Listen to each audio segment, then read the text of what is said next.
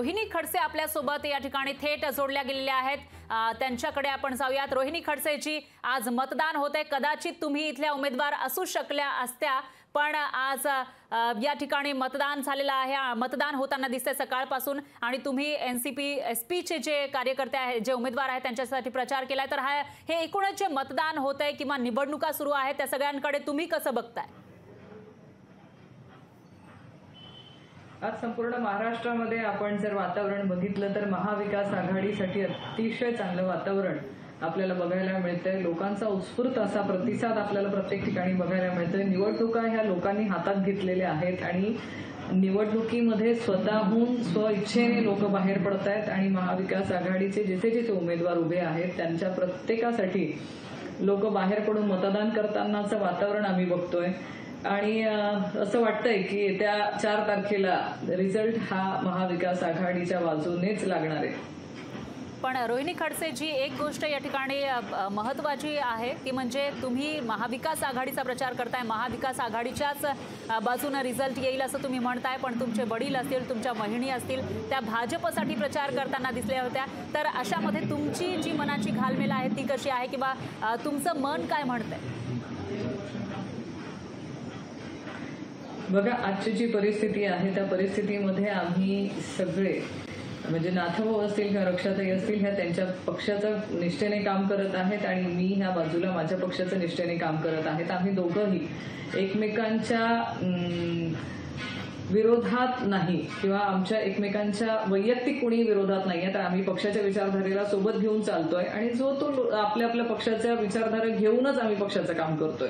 त्यामुळे मला आजची जी परिस्थिती जाणवली आहे ती महाविकास आघाडीसाठी अतिशय चांगली परिस्थिती माझ्याही मतदारसंघामध्ये मला दिसते आणि आमच्या उमेदवार मोठ्या मताधिक्याने निवडून येतील हा आम्हाला प्रत्येकाला विश्वास दिसतोय। म्हणजे तुम्ही असं म्हणतायत की रावेर मतदारसंघामध्ये रक्षा खडसे या पडणार आणि महाविकास आघाडीचे जे उमेदवार आहेत ते जिंकून येणार? मी महाविकास आघाडीचे उमेदवार निवडून येतील, मोठ्या मताधिक्याने निवडून येतील हा विश्वास देते। पण कदाचित तुम्ही इथल्या उमेदवार असल्या असत्या, तुमच्याही नावाची चर्चा सुरू होती, पुढे काय झालं? बघा, असल्या असत्या किंवा मी केले असते, मी उमेदवार असते, ह्या गोष्टींना महत्त्व नसतं। आजचे उमेदवार ह्या श्रीरामदादा पाटील आहेत आणि त्या उमेदवारासाठी आम्ही त्यांची उमेदवारी जाहीर झाल्यापासून या मतदारसंघामध्ये प्रचार आणि प्रसार केलेला आहे आणि त्या माध्यमातून त्यांना लोकांचा चांगला प्रतिसाद मिळाला आहे आणि त्यांना आज आम्ही लोकांचा जो सकाळपासून मतदानाचा ओघ बघायला मिळतोय तोही चांगला आहे। मग मवियाचे जे उमेदवार आहेत रावेरमधून किती मोठ्या लीडनं जिंकू शकतील असा विश्वास तुम्हाला आहे? बघा, जिंकून येण्याला महत्व असतं, लीड कमी जास्त होऊ शकते, लीड किती आहे याला महत्व नाही। व्यक्ती निवडून येणं, तो एकमताने निवडून आला तरी तो निवडून आलेला असतो, त्यामुळे आम्हाला निवडून येणं एवढंच महत्व आहे। तुम्ही माफ करा, रोहिणी खडसेजी, तुम्ही या ठिकाणी प्रचार केलेला आहे, तुम्ही मतदारसंघामध्ये फिरला होतात, मवियाचे जे उमेदवार आहेत त्यांच्यासाठी प्रचार केलाय, तर कशी स्थिती तुम्हाला या ठिकाणी पाहायला मिळाली? आज महाविकास आघाडीच्या उमेदवारासाठी चांगली परिस्थिती आम्हाला बघायला मिळाली। नक्कीच चांगलं वातावरण आहे। आजच्या दिवशी मतदानापर्यंत लोकांना घेऊन जाणं आणि मतदान करवणं आणि मतदानाची टक्केवारी वाढवणं हे सगळ्यात मोठं आव्हान आमच्या प्रत्येकावरती आहे आणि त्या तऱ्हेने आमचे सगळे पदाधिकारी ग्राउंड लेवलला काम करत आहेत आणि मतदानाची टक्केवारी वाढवण्यासाठी प्रयत्न करत आहेत। निश्चितच रोहिणी खडसेजी, तुम्ही प्रयत्न करताना दिसताय, तुमची जी एक भूमिका आहे महाविकास आघाडीसाठी, जो विश्वास तुम्ही या ठिकाणी व्यक्त करताना दिसतात, पण तुमच्या भूमिकेवर मवियामधीलच काही जे पदाधिकारी आहेत, कार्यकर्ते आहेत, त्यांनी प्रश्न उपस्थित केलेला होता, त्यांना तुम्ही काय सांगाल? मला वाटत नाही की कोणी काही प्रश्न उपस्थित केलेला तशा चर्चा सुरू होत्या। महाविकास आघाडीचे सगळे नेतेगण असतील,